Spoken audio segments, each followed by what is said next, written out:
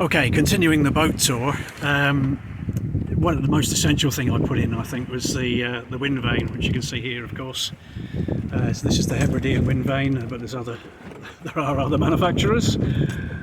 I was lucky when I got the boat that it came with this stainless steel arrangements on the back, so I was able to put the AIS aerial and GPS on that, so that if I did lose the mast, I'd still have some sort of aerial.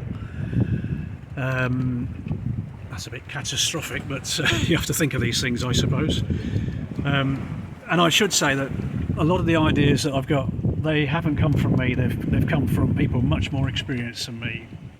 And the most influential has been Roger Taylor of Ming Ming fame.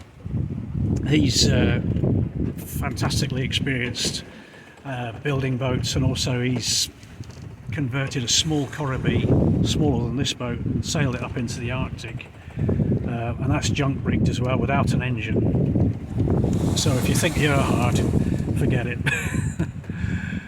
Anyway, and other people who've influenced me have been people like Bob Churchhouse and others in the Jester group, who've got a wealth of experience and are amazingly helpful as well. One of Bob's ideas was to put in these boards in the cockpit, so that if you did take a wave, it just ships out much more easily rather than draining slowly through the cockpit drains. And I've done that, and it works, it's great. I have noticed that these pockets here fill up with water, and they take quite a while to drain out, so I think Billy Biltong has built covers for his, but I've just poked a bit of wire in so that they drain out a bit more quickly. So underneath these boards I've got a Jordan series stroke that was from Roger Taylor, and reading up about it, it's just really essential, I think, in bad weather. I've tried stuff off the bow, but it's much more awkward to configure, plus you've got to go up the bow in bad weather, and it's just not, I just think chucking it out the back is the way to go. So the series stroke is Dyneema, it doesn't take up much room, and I bought it, I didn't make it, it was actually cheaper to buy it than for me to make it, about 750 quid well worth spent. And I've also got a Jimmy Greenaway drogue, just a standard kind of cone with a lot of line, which of course is obviously much cheaper as well as backup. I've already mentioned the gas completely revamped, so the last thing I want is fire. And perhaps controversially, I've put in running backstays, and people say, oh, you don't need running backstays, and they're possibly right. Mine are in Dyneema, but I found that when I had the Storm Duo, this made the mast much more secure. It didn't shake as much. And if I look forward, I'm sorry, I'm not going to go out there because again you won't hear it. I think did I say as if as a professional I'd dub on the commentary afterwards, but I'm not, so I'm having to shield you from the wind. I've put in an inner forestay. It's a bit of a cross match really. It's not a baby stay, and it's not a true inner forestay because it comes from the just below the spreaders to just behind the anchor locker, and I can rig the hank on the storm jib onto that. I'd normally have it set up, but if it was going to be really bad weather, but it's hopefully not going to be. I probably should have done, but I can go forward fairly easily because I've got I've also put the jack stays running, instead of running down the sides of the boat like they normally do, I've put it so that it goes up down the centre of the boat, round the mast and then forward. And the reason for that is I want to stay on the boat, I don't want to go off the boat, and this will keep me on the boat.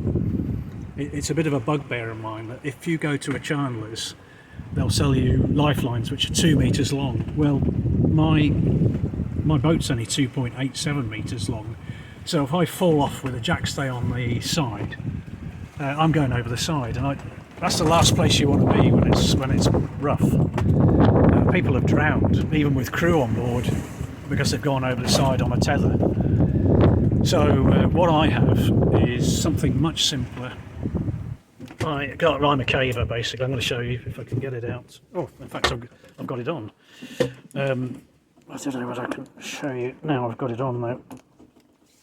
So I have one long one, and one very short one. I'm not going anywhere with that, and I don't. The other thing I don't do is I don't have a great big, and this is controversial. I don't have can't really show you. I don't have a great big harness. I just have a belay belt, although you're not allowed to call them belay belts now.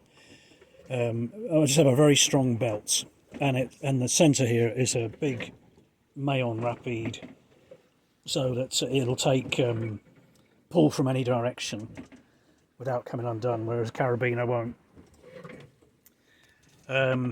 These are all caving things, so they're not completely ideal. You know, it'd be better if it was in stainless steel, etc. Yeah, but the reasoning behind the belay belt is that if I had a great big harness, I just wouldn't bother putting it on. It would take too long to put on and off, whereas this, I can get it on and off really quickly, and it's not designed for me to be suspended. It's designed to stop me going anywhere. So with that short tether on, I'm not going anywhere. I can't fall off. I can't, be suspended. I guess if you were on a bigger boat, you would be suspended if you were on a 2 metre thing, and that's probably why you need these fabulous harnesses. And what else? Sorry, I should have probably done this in 2 videos. I got three reefs put in the sail. I was originally told 2, but I can tell you, you need 3.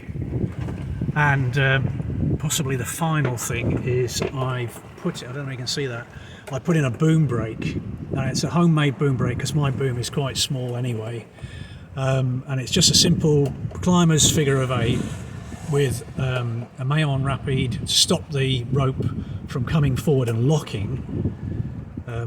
Obviously there's a lot more explanation that I'm going to give you, but that stops the boom swinging across violently. Today I've also rigged a preventer on which goes forward to a pulley, so there's a rope there which goes from the end of the boom to the bow and then back here, so I can control it. And that is a very, very quick rundown of my boat.